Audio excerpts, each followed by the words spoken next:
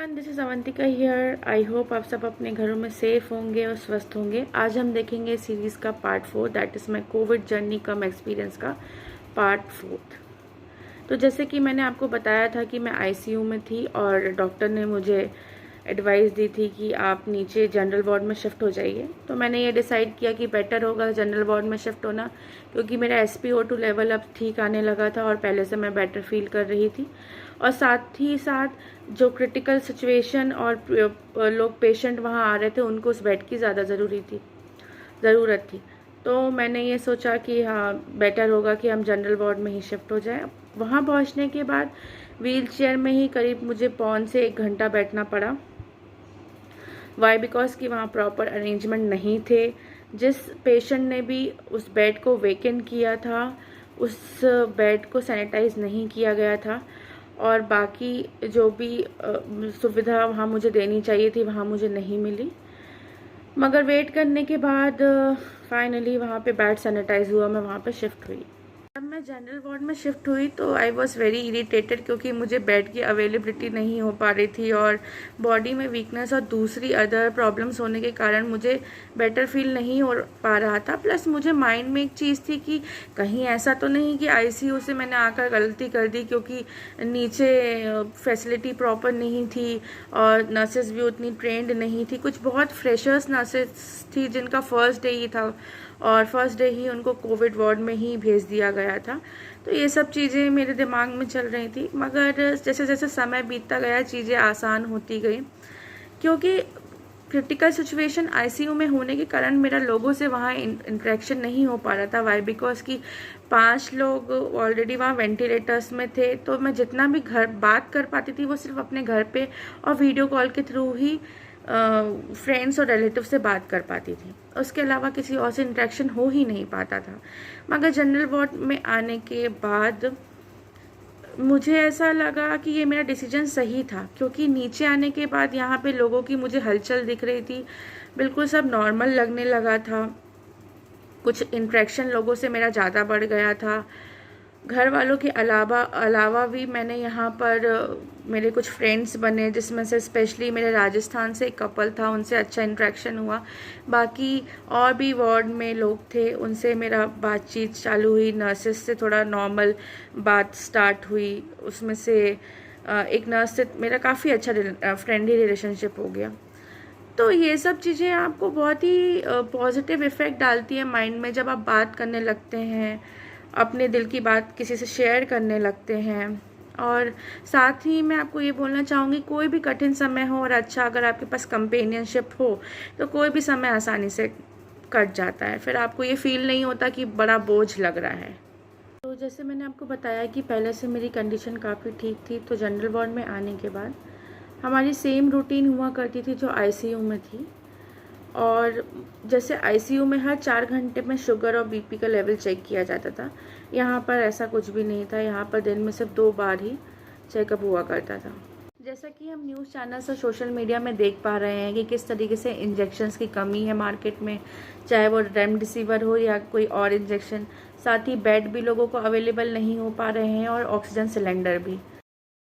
तो मेरे साथ भी एक ऐसे ही सिचुएशन क्रिएट हुई थी, जब मुझे इंजेक्शन्स अवेलेबल नहीं हो पा रहे थे, क्योंकि मार्केट में ही अवेलेबल नहीं थे। और कभी कभी अवेलेबल होते थे, मगर लोग उसे जो स्टाफ था वो थोड़ा सा डिले कर रहा था। अपनी अथॉरिटी किसी को डेलीगेट करता था, बोलता था कि भाई तुम ले आओ। और जो मुझे 2 बजे या 3 बजे इंजेक्शन्स दोपहर में लगने होते थे, कभी कभी मुझे 6 या 7 बजे लगते थे। तो ऐसी सब सिचुएशन को देखते हुए जो मेरे बाजू में जो मेरे पेशेंट थे, उन्होंने मेरी हेल्प करी और मुझे अपना इंजेक्शन बोरो किया और थैंकफुली उन्होंने दिया और मुझे इंजेक्शन शाम को 6-7 बजे लग गया था। और इंजेक्शन जैसा मुझे लगा, तो वो जब मेरे पास आया तो मैंने वो इंजेक्शन उन्हें रिटर्न किया। तो जब आजू बाजू आपके ऐसे हेल्पफुल लोग रहते हैं, तो ऐसी कोई क्रिटिकल सिचुएशन भी अगर आपके पास आती है तो वो इजीली सॉल्व हो जाती है। जब मेरा लास्ट डे था जनरल वार्ड में, तब भी मुझे आईवीआर का सेम इशू हुआ था और पहले मुझे जो मैंने आपको बताया था कि लेफ़्ट हैंड में आईवीआर जब मुझे लगा था, उसके बाद वहाँ पर भी जो मेरी वेन थी वो ब्लॉक होने लगी थी। तो डॉक्टर ने मुझे सजेस्ट किया कि भले आपका आज लास्ट डे हो जनरल वार्ड में, मगर आपको इंजेक्शन जो प्रॉपर है वो डोज बॉडी में जाना चाहिए, और अगर आपकी जो वेन रहेगी अगर वो ब्लॉक रहेगी तो इंजेक्शन प्रॉपर आपको सूट नहीं होगा, मतलब उसका जो फ्लो है वो नहीं हो पाएगा, तो आप आईवीआर उसको फिर से चेंज करवा लीजिए।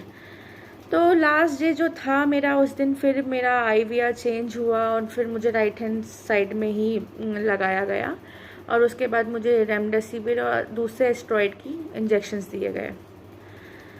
3 दिन जनरल वार्ड में रहने के बाद जब नॉर्मल सा फील होने लगा, डोजेस पूरी इंजेक्शंस की हो गई थी, SpO2 लेवल नॉर्मल आने लगा, और जो भी अदर इश्यूज थे वो ख़त्म होने लगे, तो डॉक्टर ने मुझे डिस्चार्ज करने के लिए डिस्चार्ज पेपर्स रेडी कर दिए। तो घर आने के बाद मुझे 10 दिन का डॉक्टर ने और आइसोलेशन प्रिस्क्राइब किया था, और साथ में बहुत सारी मेडिसिन दी थी, जिसमें से एक मेडिसिन स्टेरॉइड की थी, क्योंकि जो स्टेरॉइड के मुझे इंजेक्शंस लगे थे उनको एकदम से बंद कर दिया गया था, और अगर इंजेक्शंस बंद कर दिए जाते हैं तो बॉडी में काफ़ी सारे साइड इफ़ेक्ट होते हैं और बॉडी कुछ अलग ही तरीके से रिएक्ट करने लगती है। तो उस चीज़ को ख़त्म करने के लिए मुझे स्टेरॉइड की मेडिसिन दी गई, जो 10 दिन का जिसका डोज था, और जिसमें 5 दिन मुझे मेडिसिन्स दिन में 2 बार लेनी थी, उसके बाद 3 दिन में 1 बार लेनी थी, और लास्ट के 2 डेज मुझे आधी आधी उसको कवर करना था। क्योंकि मैं स्टेरॉइड की मेडिसिन्स ले रही थी तो मेरा शुगर लेवल बूस्ट हो रहा था, साथ ही मेरी वीकनेस बनी हुई थी, मुझे फीवर भी बीच में आता रहता था।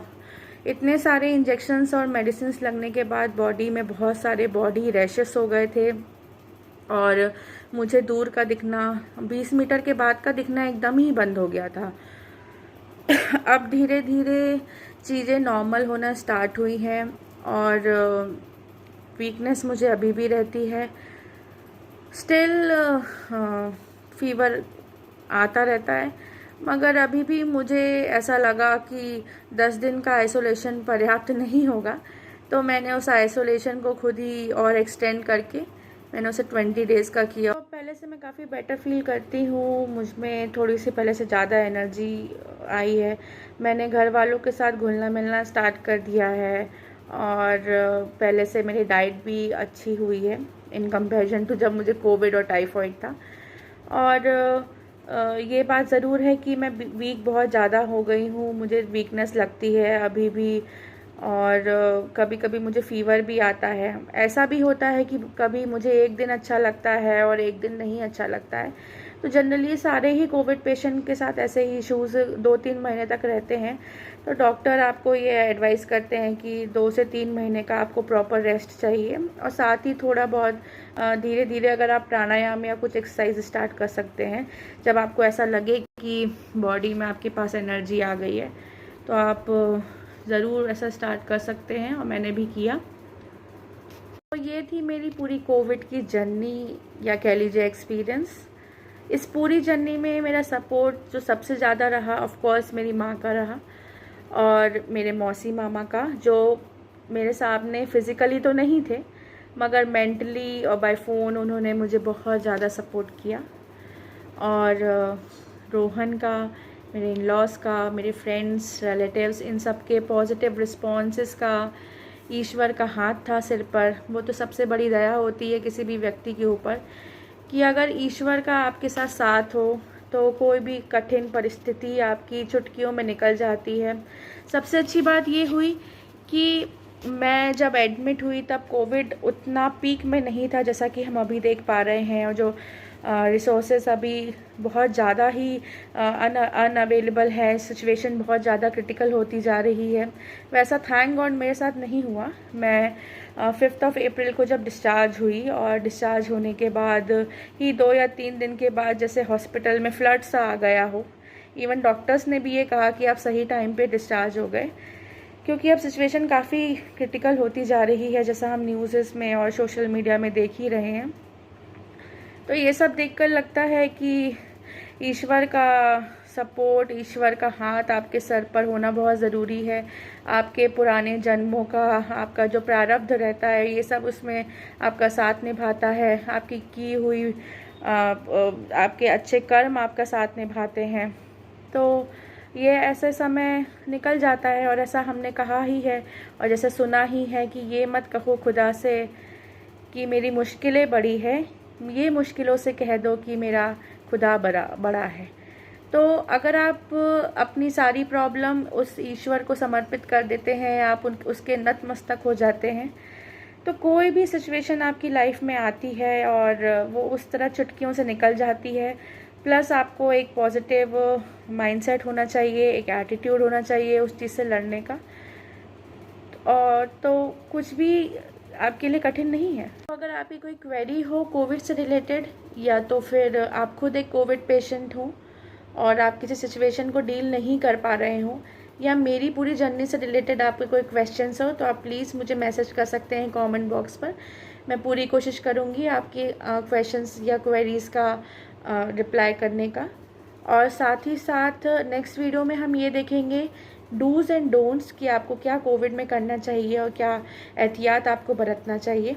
तब तक आप सभी अपने घर पे सेफ़ रहिए, बी मोटिवेटेड, बी पॉजिटिव और अफवाहों से दूर रहिए। तब तक के लिए टेक केयर।